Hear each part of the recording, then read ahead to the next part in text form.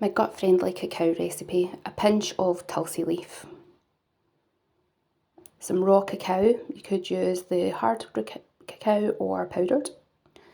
Shatavari powder, about a level teaspoon. Ashwagandha powder. Maca powder. Filtered water, about a cup, putting it onto a low heat and mix that through so the powder mixes in.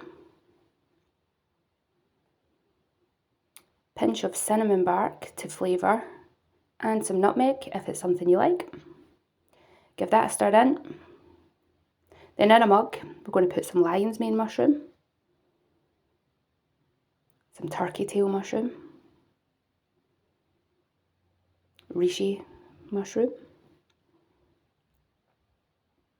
and a teaspoon of honey, and if you don't like honey you could use maple syrup.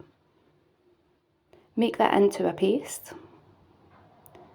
Make sure that the cacao is warmed through but without letting it go to a boil, and then drain it through a sieve.